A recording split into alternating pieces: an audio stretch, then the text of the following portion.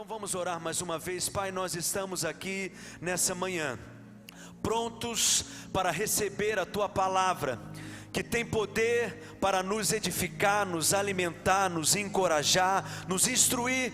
Nós te pedimos que a Tua palavra seja liberada com vida, com graça, com poder, com unção, em nome de Jesus. Que fortalezas espirituais sejam quebradas nessa manhã, que amarras espirituais sejam quebradas agora em nome de Jesus, mas que essa mensagem seja como fogo que venha incendiar os nossos corações, que essa mensagem seja liberada agora como água, trazendo vida, trazendo refrigério para a nossa alma, trazendo descanso para a nossa alma. Nós te pedimos, conceda-nos espírito de sabedoria e de revelação, ilumina os olhos do nosso coração, do nosso entendimento, remova todo o véu, toda a cegueira, todas as escamas, todos os impedimentos dos nossos olhos agora, que sejam arrancados e removidos em nome de Jesus. Nós estamos aqui nessa manhã como teu povo reunido, nós somos a tua lavoura, somos o teu exército, somos teus servos, somos teus filhos, somos rebanho do teu pastoreio,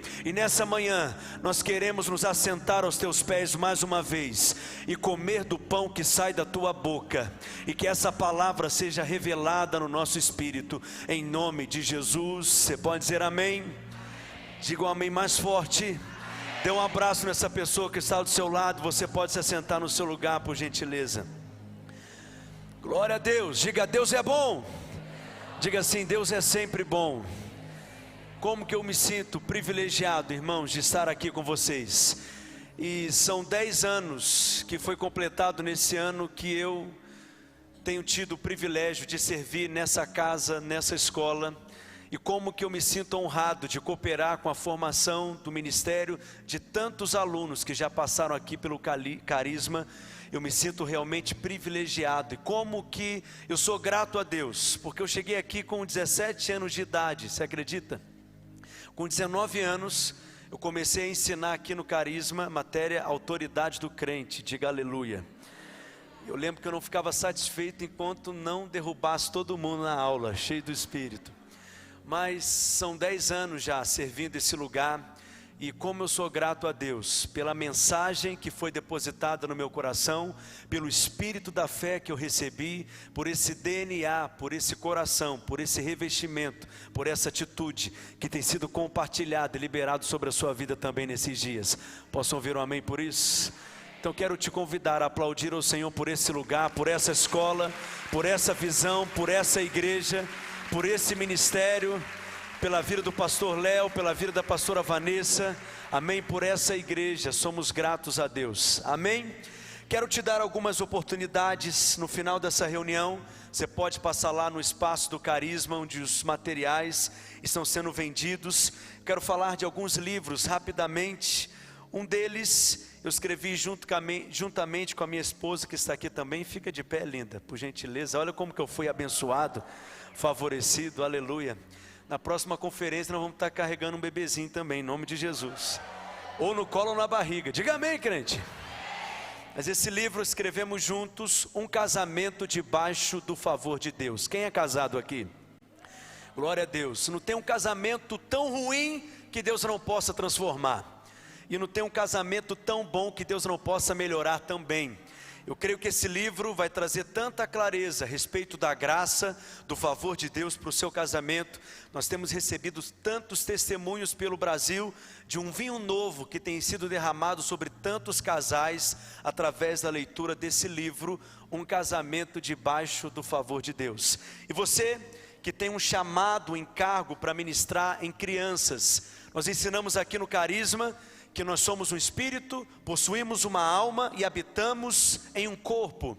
E as crianças da mesma forma, elas são um espírito que possui uma alma e habita em um corpo. Deixa eu te dizer, não existe espírito kids, espírito é espírito.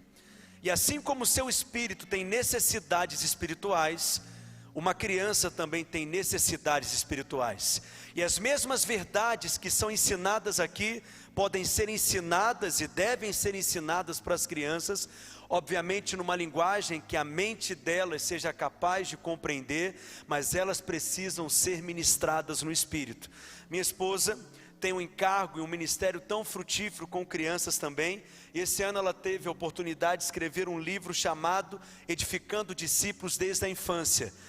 Com certeza sua mentalidade em relação às crianças será completamente transformada. E você que é pai, você que é mãe, avô, avó, precisa ler esse livro, investir na vida espiritual das crianças que o Senhor plantou na sua vida, na sua história. Amém?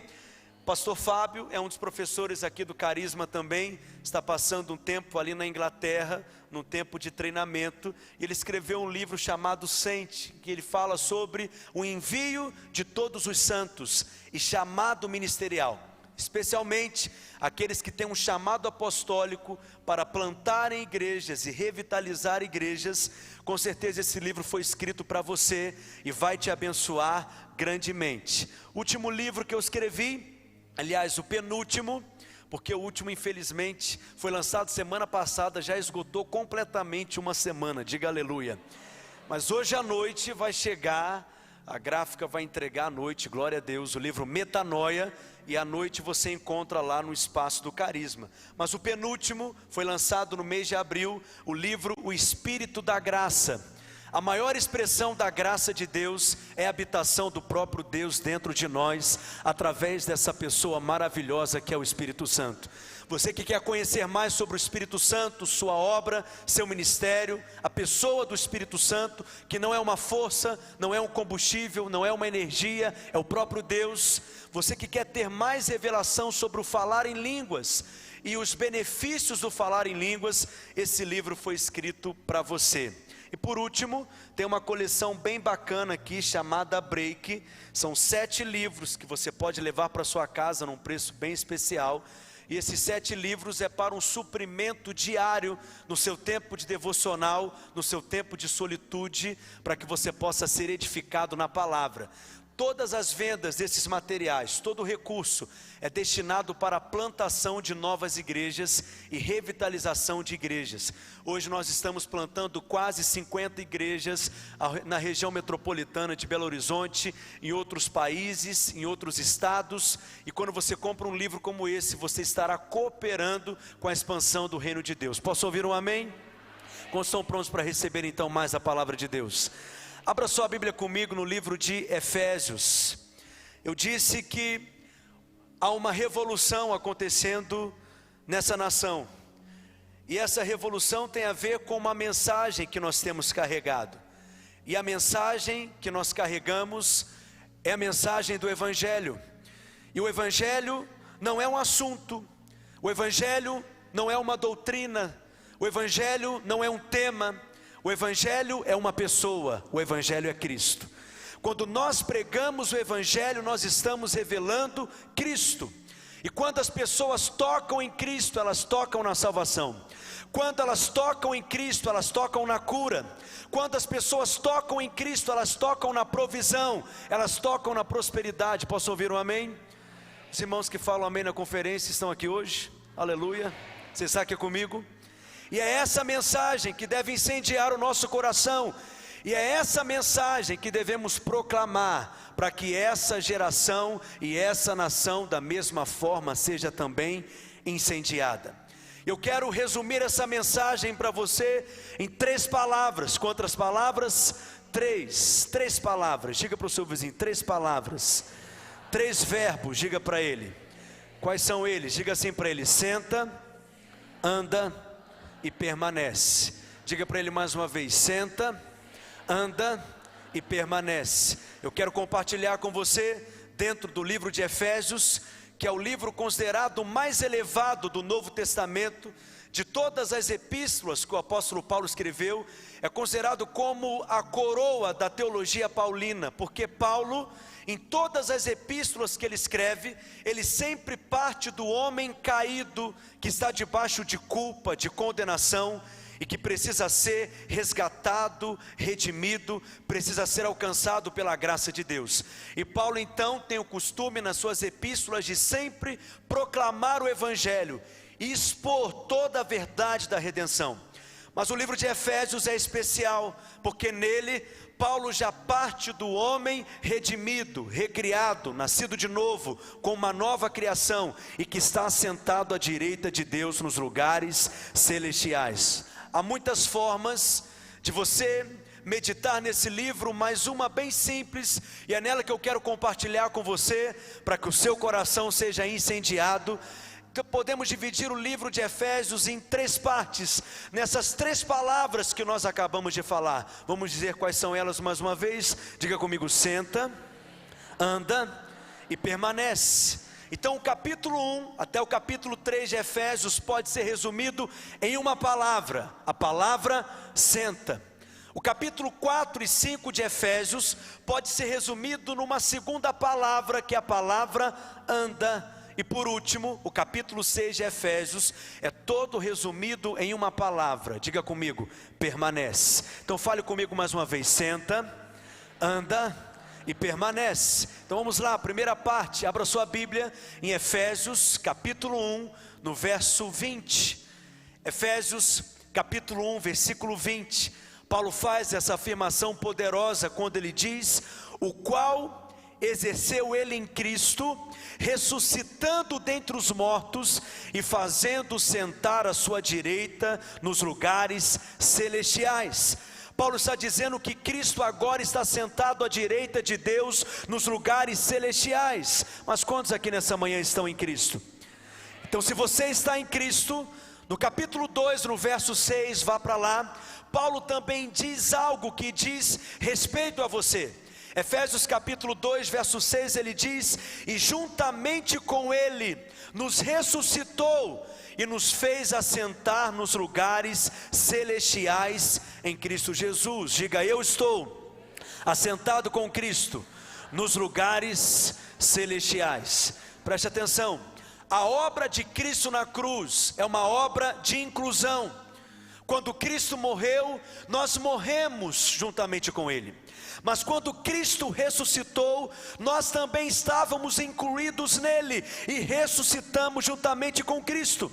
E quando Cristo foi assunto aos céus, você também foi exaltado com ele, e hoje ele está assentado à direita de Deus em lugares celestiais, e essa também é a sua posição. Então preste atenção, geograficamente você está aqui nessa rua, na rua Manuel Macedo, falei corretamente? Mas espiritualmente a sua posição é outra, você está em Cristo, assentado em lugares celestiais. Não, preste atenção, vou dizer mais uma vez, você está em Cristo em lugares celestiais. E é a partir dessa posição que nós vivemos a vida cristã, sentados em Cristo, numa posição de descanso. Jesus curou muitos enfermos no seu ministério, expulsou demônios, purificou leprosos, ressuscitou mortos, manifestou sinais. Jesus manifestou poder e graça no seu ministério, mas o lugar onde o diabo foi vencido foi na cruz. Foi na cruz que Jesus triunfou sobre os nossos inimigos, e foi na cruz que ele disse talvez a expressão mais importante do seu ministério, quando ele disse: está consumado. Vamos falar juntos? Está consumado. Mais uma vez, diga comigo: está consumado. Preste atenção, se Jesus tivesse feito tudo o que ele fez anteriormente, mas se na cruz ele não tivesse dito está consumado, tudo aquilo que ele havia feito anteriormente teria perdido sentido. Por isso, quando ele afirma está consumado, ele está dizendo está concluído, está terminado, está acabado. Eu vim para fazer e fiz, e cumpri toda a vontade do Pai. Jesus disse está consumado. Você precisa ter revelação da obra consumada de Cristo na cruz, e é a partir dessa obra consumada, que já está completa, que é suficiente, que nós vivemos a vida cristã. Você está entendendo o que eu estou dizendo? Para que você possa ter mais clareza, eu vou usar uma ilustração. No livro de Gênesis, nós encontramos a velha criação. Deus, como Criador, cria todas as coisas em 6 dias, e apenas no 6º dia ele cria o homem. E por que que Deus cria o homem somente depois de ter criado todas as coisas? Por quê? Porque Deus não precisava da ajuda do homem para terminar a obra que ele começou. Então o primeiro dia do homem é o sétimo dia. E você sabe que o sétimo dia é o dia do descanso. Então imagine Adão acordando no sétimo dia, dizendo para Deus: o que que nós faremos hoje? Qual que é o trabalho de hoje? Qual que é a obra de hoje? E Deus vira para Adão e diz: não te contaram, Adão, que hoje é dia de descanso, que hoje é feriado? Eu creio que é por isso que nós amamos tanto o feriado, porque nós já começamos no feriado, aleluia, nascemos no feriado. Não te contaram que hoje eu tirei o dia, Adão, só para estar com você e desfrutar de você? Por que que diz a Bíblia que Deus descansou? Descanso na Bíblia não está relacionado com o cansaço físico, com o desgaste, mas descanso está relacionado com o deleite, com o desfrute, com o prazer. Então Deus cria todas as coisas para depois desfrutar daquilo que Ele criou. Você está entendendo? Da mesma forma, você foi criado para o descanso, e você passa a viver a vida cristã a partir dessa posição, descansando na obra consumada. E na mesma forma, na nova aliança, na dispensação da graça, na dispensação do Espírito, na nova criação, assim como Deus na velha criação criou todas as coisas e completou a sua obra, na nova criação Cristo também já completou a sua obra, e nós hoje desfrutamos de uma obra que já está completa, terminada, acabada, concluída, e que é suficiente. Só que você não entendeu ainda o que eu disse, preste atenção. Na velha criação a obra estava completa, e a vontade de Deus é que o homem permanecesse no jardim. Da mesma forma, na nova criação, a obra já está completa, e a vontade de Deus é que você permaneça em Cristo. Assim como na velha criação o homem foi colocado no jardim, na nova criação eu e você fomos colocados em Cristo, enxertados nele, inseridos nele. Diga: eu estou revestido de Cristo. A ordem de Deus não era trabalhar, o homem não deveria fazer nada, o homem não foi colocado numa fábrica, numa linha de produção. O homem foi colocado num jardim, num lugar de deleite, num lugar de desfrute. E essa é a vida cristã normal que nós devemos viver e desfrutar. Diga amém. Só que Deus deu uma direção para o homem. Ele disse no jardim que ele deveria cultivar e guardar. Diga comigo: cultivar e guardar. Por que guardar? Porque guardar está implícito que há um vizinho indesejável que desejava entrar, o nosso inimigo, o nosso adversário. Portanto, o homem deveria permanecer cultivando e guardando. E a questão é que a mesma estratégia que o diabo usou com Adão no princípio, no Éden, é a mesma estratégia que ele usa conosco até hoje. O diabo, em forma de serpente, diz para Eva: vocês não podem comer dos frutos. E ela responde dizendo: nós podemos comer dos frutos das árvores do jardim, mas aquela árvore, a árvore do conhecimento do bem e do mal, nós não devemos comer do fruto daquela árvore. E Satanás então dizendo: Deus não quer que você coma do fruto daquela árvore, porque Ele não deseja que vocês sejam semelhantes a Ele, que vocês não sejam como Ele. Mas eu pergunto para você, olha a revelação revelada, as revelitudes profundas, profundezas aprofundadas. Você está aqui? O homem já não era semelhante a Deus. O homem já não tinha sido criado à sua imagem e semelhança. Mas essa é a tentação do diabo. É sempre te tentar para você se esforçar a se tornar aquilo que você já é. Ele sempre tenta você para que você se esforce a se tornar aquilo que você já é em Cristo. Você está entendendo?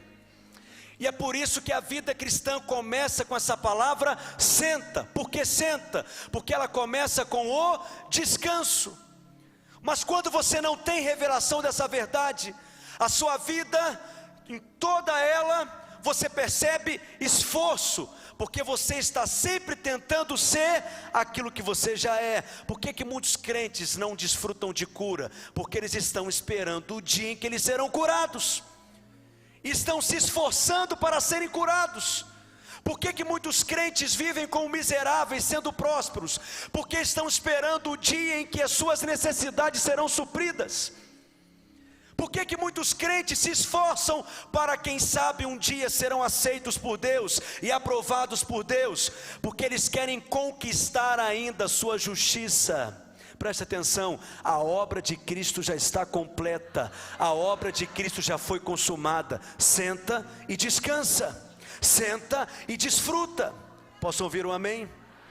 E é essa mensagem que nós devemos proclamar. A obra consumada de Cristo na cruz, diga aleluia. Muitos crentes estão esperando o dia ainda que irão derrotar o inimigo. Quem sabe um dia eu vou vencer o adversário. Deixa eu te dizer, o diabo já foi derrotado por Cristo na cruz. Senta, filho. Pergunta para o seu vizinho, qual que é a sua posição? Diga, minha posição é uma posição de descanso. Quando você descansa, Deus trabalha.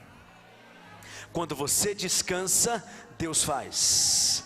Não, você não entendeu o que eu disse. Quando você descansa, Deus age. E porque toda a obra é dele, toda a glória pertence a ele também. E porque todo o trabalho é dele, toda a glória pertence a ele também.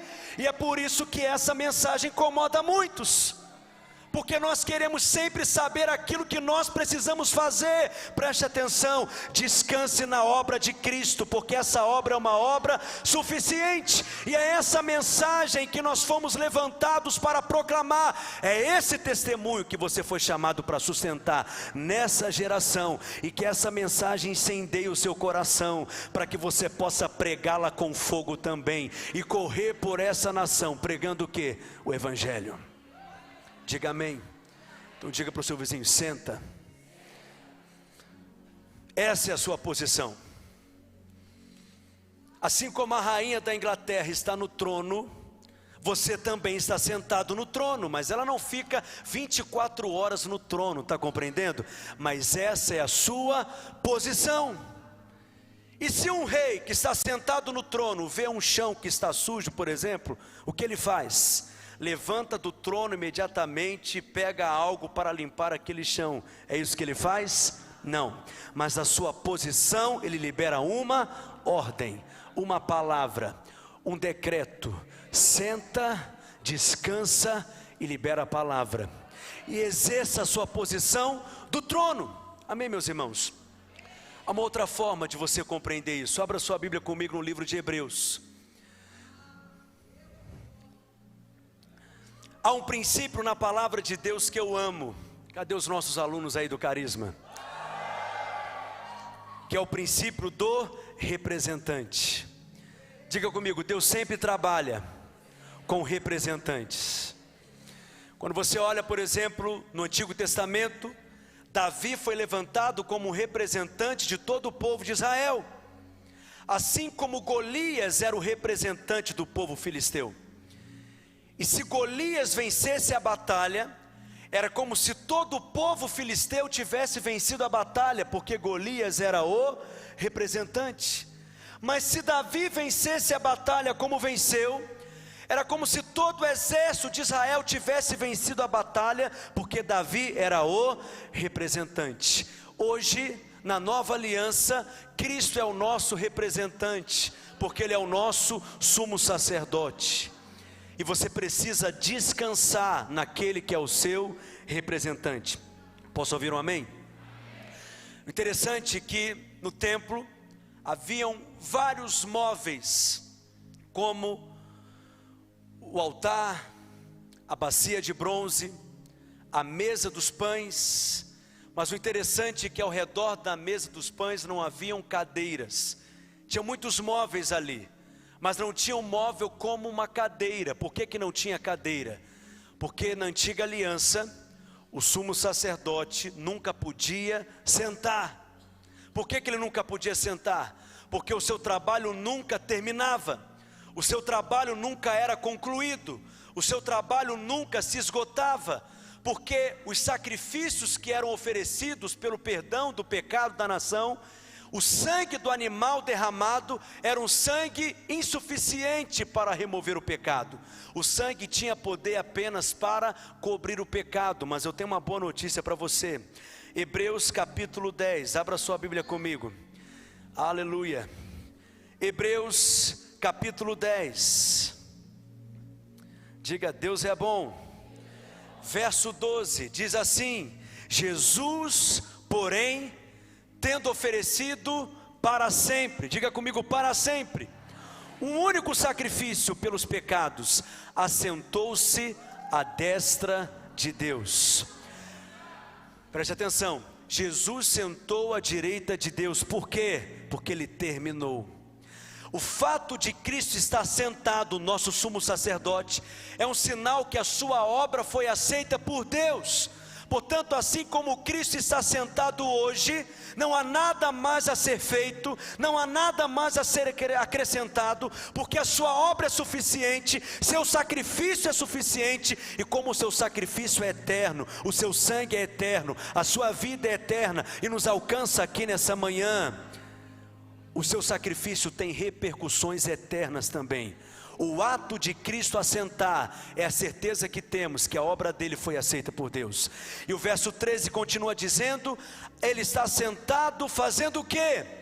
Aguardando daí em diante, até que os seus inimigos sejam postos por estrado dos seus pés, porque uma única oferta aperfeiçoou por uma semana, uma única oferta aperfeiçoou por um ano, uma única oferta aperfeiçoou para sempre. Para sempre. Quantos estão sendo santificados? A vida cristã começa com essa palavra. Qual que é a palavra? Senta, descansando da obra consumada de Cristo na cruz. Amém, meus irmãos? Isso traz paz para a sua alma, isso traz descanso para a sua alma. Mas há uma segunda palavra. Qual que é a palavra? Anda. Nós andamos porque nós estamos sentados. A base do nosso andar é o sentar. Vá lá comigo em Efésios capítulo 4, verso 1.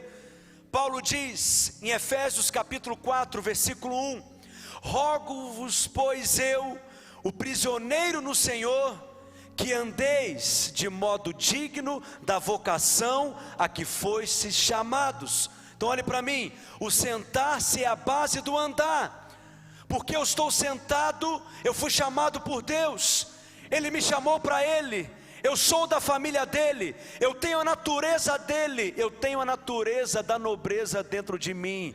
E aquele que é nobre se comporta como nobre, aquele que é nobre fala como nobre, aquele que é nobre se veste como nobre.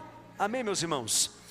E aí Paulo diz, no capítulo 4 e 5 de Efésios: então ande como príncipe, ande como rei, ande como filho da realeza. Amém, meus irmãos? Muitas pessoas por aí pregam uma mensagem sobre a graça, em que distorce de fato o que é a graça de Deus.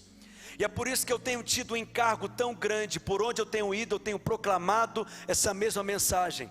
Porque uma das estratégias do diabo de impedir que certos assuntos sejam falados e ensinados em alguns lugares, é produzindo extremos e exageros em outros lugares. A graça não é uma permissão para você viver uma vida torta no pecado. Pelo contrário, a graça é provisão, é poder de Deus para que você experimente vitória. Amém, meus irmãos? E algumas pessoas falam: mas pastor, se você pregar assim, algumas pessoas vão viver uma vida torta. Olhe para mim, se você crê de forma correta, você vai agir de maneira correta. E é por isso que nós precisamos renovar o espírito do nosso entendimento, o que Paulo chama também em Romanos 12 de renovação da mente. Amém, queridos? Você precisa crer de acordo com a mensagem do Evangelho, e naturalmente você vai agir de acordo com o Evangelho. Você está entendendo o que eu estou dizendo? Aleluia. Porque você está sentado hoje, você pode andar. Porque você está em Cristo, você pode andar nele. Porque você foi enxertado em Cristo, hoje você pode manifestar a sua nova natureza. É por isso que eu amo o texto de Hebreus capítulo 8, verso 7. Vá lá comigo rapidamente. Hebreus capítulo 8, versículo 7. O autor de Hebreus diz: porque se aquela primeira aliança tivesse sido sem defeito, de maneira alguma estaria sendo buscado lugar para uma segunda. Por que nós pregamos a nova aliança hoje? Porque a antiga aliança não era perfeita, por isso foi necessária uma nova aliança. Mas olha o que interessante no texto: e de fato, repreendendo-os, diz: eis aí vem dias, diz o Senhor, e firmarei nova aliança com a casa de Israel e com a casa de Judá. Quantos fazem parte dessa nova aliança? Não segundo a aliança que fiz com seus pais, no dia em que os tomei pela mão, para os conduzir até fora da terra do Egito, pois eles não continuaram na minha aliança, e eu não atentei para eles, diz o Senhor. Porque esta aliança que firmarei com a casa de Israel, depois daqueles dias, diz o Senhor. Ele começa então a falar as cláusulas dessa nova aliança, e uma delas é que a lei será escrita no nosso coração. Hoje nós andamos e cumprimos a vontade de Deus, não porque estamos simplesmente debaixo de uma obrigação ou de uma lei, mas nós agimos de acordo com a nossa natureza. Imagine que você tem um filho de 5 anos de idade, que ele não suporta brócolis, ele não aguenta comer brócolis, e é uma tortura para ele comer brócolis, ele não aguenta nem o cheiro do brócolis, e você quer forçá-lo a comer brócolis, obrigá-lo a comer brócolis, você está entendendo? E aí você diz: 11º mandamento vos dou, comerás brócolis, mas se eu não comer, apanharás. Ou seja, ele come brócolis debaixo de ameaça, de um castigo, de uma punição. Mas deixa eu te contar, e se você tivesse o poder de colocar o desejo de comer brócolis dentro do seu filho, e que ele ficasse louco por comer brócolis, completamente apaixonado por brócolis? Foi exatamente isso que o Pai fez conosco na nova aliança. Ele colocou um desejo dentro de você de fazer a vontade de Deus. Então hoje você ama fazer a vontade de Deus, porque você quer agradá-lo, porque você está em Cristo, porque você está sentado. E aí você percebe então que Paulo sempre exortava a partir desse ponto de vista, dessa perspectiva. Vai lá comigo em Efésios capítulo 4, Efésios capítulo 4, lá no verso 25, olha o que Paulo diz: por isso, deixando a mentira, fale cada um a verdade com o seu próximo. Por que, Paulo? Por que eu devo falar a verdade? Porque existe uma ordenança: não mentirás. Porque existe uma obrigação: não falarás mentira. Porque há um mandamento. O que Paulo diz? Porque nós somos membros uns dos outros. Esse irmão que está do seu lado, ele está ligado a você em Cristo. Nós fazemos parte de um corpo, estamos conectados por ligaduras espirituais. Há uma única vida circulando entre nós, é a vida de Cristo. A vida de Cristo circula entre nós. Por isso que Paulo diz: não fale a mentira, porque você está ligado ao seu irmão. Preste atenção, não sei se você compreendeu, a pregação de Paulo nunca é para colocar em dúvida quem nós somos. A maneira como Paulo nos exorta é sempre reforçando a nossa identidade, a nossa posição. A pregação satânica sempre é para colocar em dúvida a sua identidade. Você é filho de Deus? Se você é filho de Deus, por que você está com essa enfermidade no seu corpo? Se você é filho de Deus, por que você não tem prosperado? Se você é filho de Deus, por que você tem vivido isso dentro da sua casa? Se você é filho de Deus, por que você não tem tido frutos? Se você foi chamado para o ministério mesmo, por que o seu ministério não tem crescido? Por que o seu ministério não tem rompido? Preste atenção, nunca pregue para gerar dúvidas, sempre pregue para gerar certezas. Nunca pregue para questionar a identidade de um filho de Deus, sempre pregue para reafirmar quem ele é em Cristo. Nunca pregue para gerar medo, sempre pregue para gerar gerar esperança. Nunca pregue para gerar condenação, pregue para gerar fé. Diga aleluia. E é o que Paulo está fazendo aqui. Não falem a mentira. Por quê? Porque você faz parte do corpo de Cristo. Portanto, isso não combina com você, não combina com quem você é, não combina com a sua natureza. Pula para o verso 26, continua comigo. E ele diz: irai-vos e não pequeis, não se ponha o sol sobre a vossa ira. E o verso 27 ele continua afirmando: e nem deis lugar ao diabo. Por que você não deve ficar irado? Porque quando você fica irado, você dá lugar ao diabo, você dá espaço para o diabo agir na sua vida. Não dê espaço para o diabo, portanto, não fique irado. Pula para o verso 30, no capítulo 4 ainda. E não entristeçais o Espírito de Deus, no qual fostes selados para o dia da redenção. Paulo está dizendo que você foi selado, que você foi marcado, que você tem a marca da promessa em você, e aquele que prometeu que voltará para te buscar, deixou um selo, deixou uma marca em você, que é essa pessoa maravilhosa do Espírito Santo. Ele está te dizendo: eu vou voltar, e eu vou te glorificar, e a boa obra que eu comecei eu vou completar. Qual é o sinal que temos disso? A habitação do Espírito Santo em nós.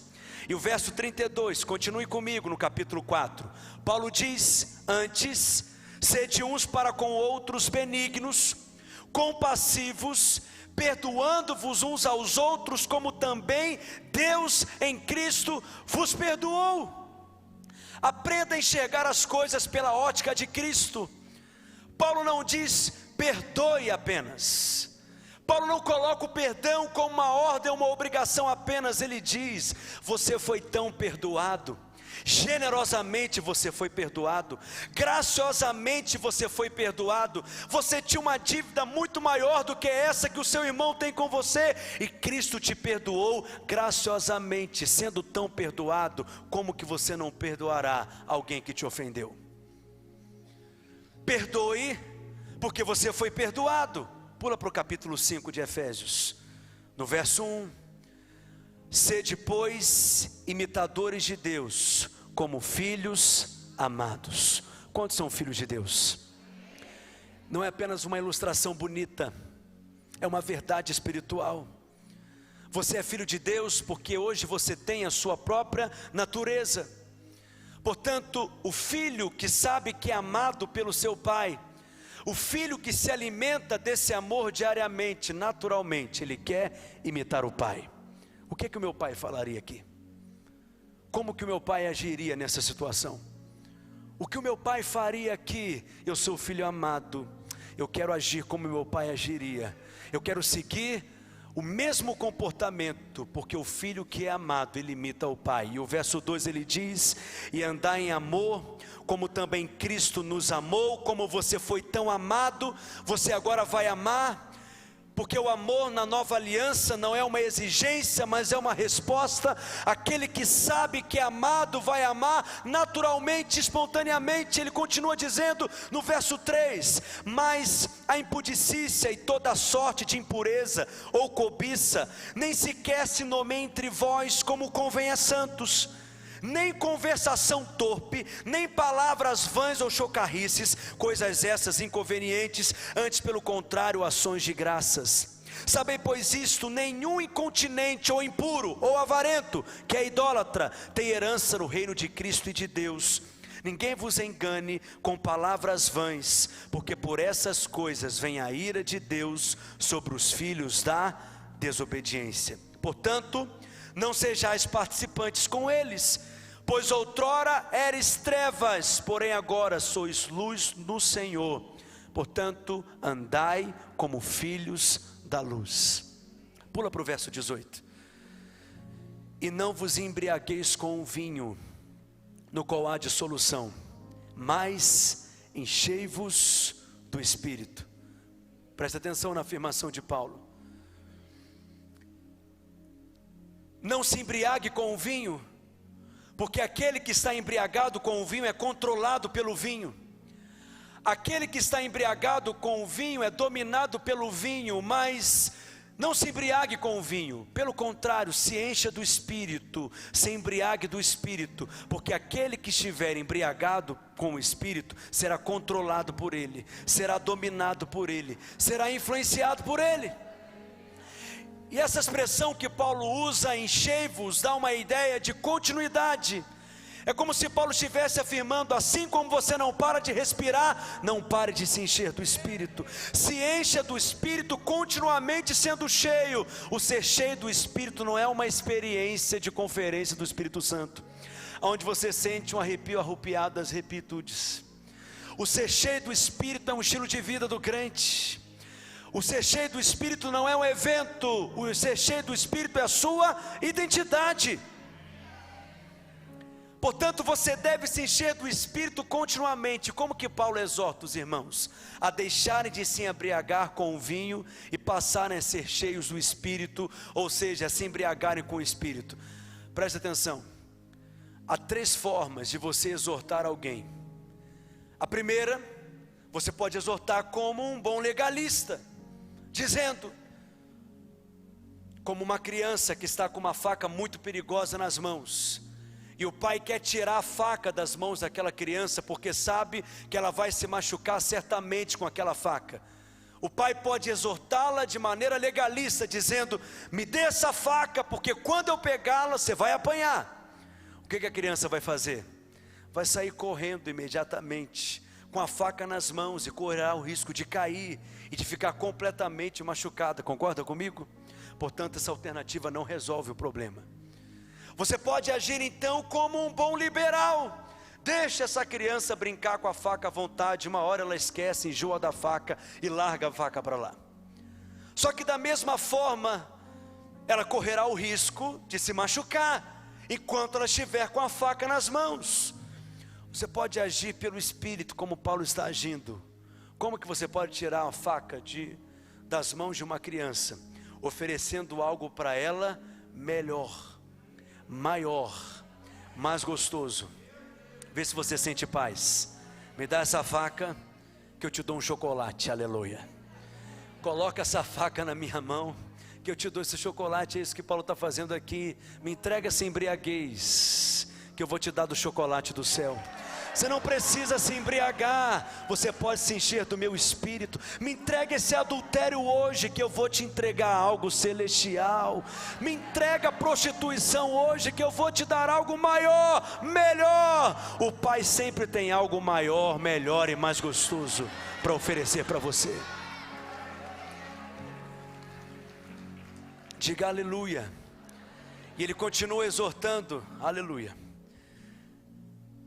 E ele começa a estabelecer qual que é o padrão dos relacionamentos na nova aliança. Dentro de uma casa, dentro de um casamento, que algumas pessoas olham para esse padrão e pensam, é difícil demais alcançá-lo. É um padrão elevado demais, é muito elevado no seu esforço, na sua carne. Mas é por isso que Paulo antes nos ensina como ser cheio do Espírito, porque aquele que é cheio do Espírito naturalmente agirá assim. Uma mulher cheia do Espírito conseguirá viver o que Paulo diz no verso 22, dizendo, as mulheres sejam submissas ao seu próprio marido como ao Senhor. Para uma mulher cheia do Espírito não é difícil se sujeitar ao seu marido, você está compreendendo? Mas na carne sim. Só que se você perceber, na verdade, Paulo nos exorta as irmãs a se submeterem ao seu marido como ao Senhor. A quem você se sujeita na verdade? Ao Senhor. Porque nenhum homem é digno da submissão de uma mulher. Quando você se sujeita ao seu marido, na realidade você está se sujeitando ao Senhor. E ele continua também dizendo no verso seguinte, verso 25, maridos, amai vossa mulher, como também Cristo amou a igreja, e a si mesmo se entregou por ela. Preste atenção, não é um mandamento. Paulo está dizendo, quando você entende, homem, que você é amado pelo Pai, naturalmente você vai amar a sua esposa. Você quer saber como amar mais sua esposa? Medite mais no amor do Pai por você. Se alimente desse amor e você a amará naturalmente. Preste atenção, Paulo está sempre colocando Cristo no centro. porque essa é a mensagem do Evangelho. Deixa eu te dizer, a mensagem que vai incendiar essa nação não é outra, é a mensagem do Evangelho, e a mensagem do Evangelho é Cristo. Só que nós gostamos de técnicas humanas, nós gostamos de fórmulas, nós gostamos de coisas práticas, levantar dessa cadeira nessa conferência e saber o que fazer para resolver determinado problema. Não importa qual seja o problema, não importa qual seja o questionamento, a resposta sempre é a mesma: Cristo. E é por isso que Paulo está sempre apontando para Cristo. Por que há tantas conferências pelo Brasil num feriado como esse? E há tantas igrejas, tantos pregadores e tantos livros sendo escritos? É um tempo de muitas vozes. E por que ao mesmo tempo, proporcionalmente, não há uma transformação? Porque o que transforma o homem é a pregação do Evangelho. Infelizmente hoje em muitos lugares pouco se prega o Evangelho, se prega autoajuda, se prega boas ideias, se prega bons conselhos. Como assim, pastor? 10 passos para mudar o seu casamento, se bem que casamento tem que ser mais passos, 87 passos. 27 passos para passar a ter domínio próprio e paciência. Quando nós pregamos aquilo que o homem tem que fazer, essa não é mais a pregação do Evangelho. Qual que é a pregação do Evangelho? É quando nós pregamos aquilo que Cristo fez. É quando nós pregamos a obra consumada de Cristo na cruz. Você está compreendendo? Mas, pastor, mas Paulo aqui está dizendo o que nós devemos fazer. Ele está falando algo que as irmãs devem fazer e que os irmãos devem fazer também. Mas preste atenção, ele está apontando para quem? Para Cristo. Se sujeita ao seu marido como ao Senhor. Se sujeita a Cristo, na verdade. Ame sua esposa assim como Cristo amou a igreja. Como você é amado por Cristo, você também vai amar naturalmente, espontaneamente. Preste atenção, porque você está sentado hoje, você pode andar. Porque você é justo, você anda como justo. Porque você é justo, você fala como justo. Porque você é santo, você anda como santo. Você se veste como santo, você fala como santo fala, porque essa é a sua posição. Então qual que é a primeira palavra? Diga comigo: senta. Qual que é a segunda palavra? Permanece. Isso, anda. E qual que é a terceira palavra? Permanece. Primeira palavra, diga comigo: senta. Segunda palavra, anda. E a terceira palavra, permanece. Abra sua Bíblia lá em Efésios.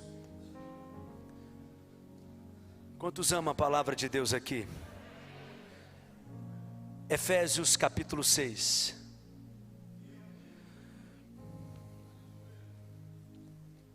Vamos ler juntos o verso 13. Quando Paulo diz, Efésios 6,13: portanto, tomai toda a armadura de Deus, para que possais resistir no dia mau. E depois de terdes vencido algumas coisas, depois de terdes vencido tudo, nós devemos permanecer inabaláveis. Qual que é a terceira palavra? Permanece. Diga comigo com voz de crente. Abra sua boca gospel, diga: permanece. Um dos encargos no meu coração de ministrar essa mensagem é porque eu creio que o Senhor quer te liberar nessa manhã, para que você possa incendiar essa nação. Mas algumas coisas têm tornado o seu caminhar lento. Algumas coisas têm segurado você. E por onde eu tenho ido, e eu tenho tido o privilégio de ministrar em tantos lugares para pastores e líderes, a conversa que eu tenho mais escutado nesses dias é a mesma conversa: o ministério está acabando comigo. O ministério está acabando com a minha saúde, com o meu casamento, com as minhas finanças. Tantos pastores debaixo de pressão, de condenação, líderes debaixo de culpa, líderes que se percebem dentro de uma fortaleza, líderes com seu ministério acorrentados, amarrados, deprimidos. Nessa manhã, o Espírito quer liberar você para cumprir a vontade e o propósito de Deus para a sua vida. Você está entendendo o que eu estou dizendo? Deixa eu te contar algo aqui. Eu não sou daqueles que enxerga demônios em tudo, mas eu também não sou daqueles que não enxergam demônios em nada. E eu tenho para mim que quem enxerga demônios em tudo tem muito mais chance de acertar do que aqueles que não enxergam demônios em nada. Porque nós precisamos ter uma perspectiva espiritual a respeito das coisas. Ano passado foi o ano mais difícil que eu vivi no meu ministério. Foi um tempo de muita pressão sobre mim. Foi um tempo de muitos momentos em que minha esposa acordava de madrugada sem me encontrar ao lado dela da cama. Eu estava sentado chorando, porque não via alternativa. Foi quando o Espírito Santo ministrava ao meu coração dizendo: todas as coisas cooperam para o bem daqueles que amam a Deus. E eu sempre ficava dizendo isso, e as pessoas perguntavam: mas como que vai cooperar? Eu não sei. Eu sei que no final todas as coisas cooperam para o bem daqueles que amam a Deus. Mas como que Deus vai fazer? Eu respondia: não é sábio perguntar para Deus como que Ele vai fazer. Tudo que eu preciso saber é que Ele vai fazer. E às vezes Deus faz no segundo tempo. Às vezes Deus faz na prorrogação do segundo tempo. Você está aqui? Às vezes passa até a prorrogação, mas acredite em mim, Deus faz. Você precisa apenas permanecer. Porque nós somos resistidos. Tem momentos no meu ministério que eu percebo que eu sou resistido frontalmente. Estou fazendo o que eu sempre fiz, pregando, ensinando, orando, fazendo as mesmas coisas, mas eu percebo uma resistência espiritual enorme. Não sei quanto a você, tem dia que para mim é difícil orar. Você também? E o que eu faço? Eu me pego pelo colarinho e vou orar. Só que é tão difícil orar, pastor Ronaldo, que tem dias que eu abro a Bíblia, começo a confessar a palavra, a declarar a palavra e dizer quem eu sou em Cristo, o que eu posso em Cristo. Tem dias que até isso é difícil. Aí o que eu faço? Eu oro em línguas. E eu começo a orar no Espírito, andando de um lado para o outro, orando no Espírito, mas resistindo, permanecendo. Só que tem dias que até orar em línguas é difícil. E aí eu começo a cantar. E eu começo a derramar minha vida, e começo a derramar meu coração, e começo a encher aquele ambiente com a glória, com a presença em adoração. Só que tem dias que até isso é difícil fazer. Aí eu digo que tem dias que só a Cassiane resolve, aleluia. Tem pentecostal aqui? Deus vai na frente, abrindo caminho, quebrando, aleluia. Vocês gostam, né?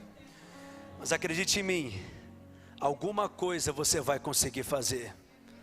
Mas o que eu quero te encorajar nessa manhã é: permanece. Resista contra as resistências, porque uma hora o nosso adversário vai ceder. Quando? Eu não sei te dizer. Em qual momento eu não saberei falar para você, mas eu sei que ele vai ceder, porque resistir ao diabo e ele fugirá de vós. Continue fazendo. Continue pregando, continue crendo, continue orando, continue testemunhando, continue pregando, continue ensinando, continue treinando. O que eu percebo no meu espírito aqui nessa manhã é que é uma manhã de recomeço. O Senhor está te dizendo: começa de novo hoje. Começa o seu ministério de novo hoje. Renove coisas que parecem ser tão antigas dentro de você hoje. Tantos sonhos e projetos e alvos que o próprio Espírito plantou dentro de você, que foram podados, que foram abafados. O Espírito está trazendo vida hoje. Mas a palavra é: permanece. A principal, talvez, estratégia da batalha espiritual, costumo dizer que com Deus não há batalha espiritual, há massacre espiritual, mas uma das melhores estratégias é se fazer de surdo e permanecer, se fazer de surdo e resistir, se fazer de surdo para as emoções na sua alma, se fazer de surdo para os sentimentos na sua carne, se fazer de surdo para aquilo que, o quadro das circunstâncias que o diabo está plantando para você, de derrota, de fracasso, de morte. Começa de novo hoje. Começa de novo hoje. Eu lembro que uma vez, pastores são obrigados a responder tantas perguntas. Uma adolescente na igreja perguntou assim: pastor, é pecado assistir filme de terror? Eu falei: o que eu respondo para ela agora? Eu disse assim: nem o diabo gosta. E ela ficou sem entender.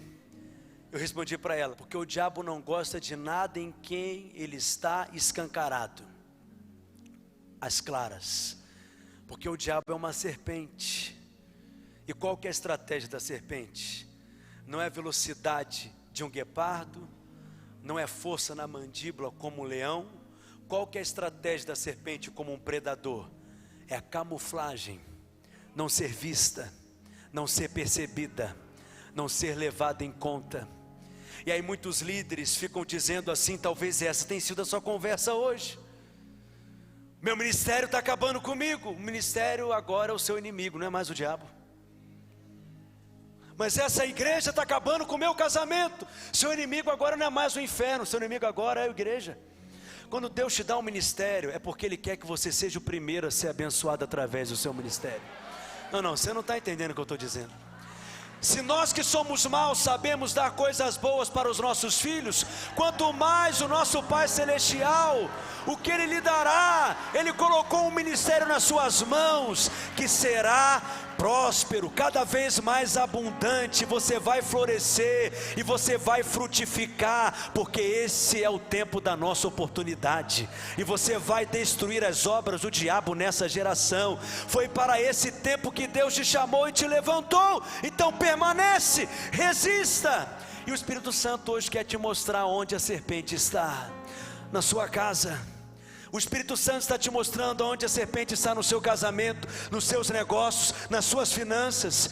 O Espírito Santo está te mostrando onde a serpente está no seu ministério, para que você possa se posicionar espiritualmente e resisti-lo. Você está entendendo o que eu estou dizendo? Você está aqui comigo mesmo? A obra de Deus não pode ser pesada. A liderança e o ministério não pode ser pesado para você. Não tem lógica a obra de Deus ser pesada, porque o próprio Deus é que trabalha por nós. E Jesus mesmo disse: fazer a vontade do Pai é comida para mim. Fazer a obra de Deus é o que nos energiza. Falei certo? Fazer a obra de Deus é o que nos fortalece. Fazer a obra de Deus é o que nos encoraja. Fazer a obra de Deus é o que nos sustenta. E você vai sair daqui mais fortalecido. Amém, meus irmãos? E o seu ministério vai florescer e vai frutificar abundantemente, abundantemente, abundantemente. Se coloca de pé no seu lugar.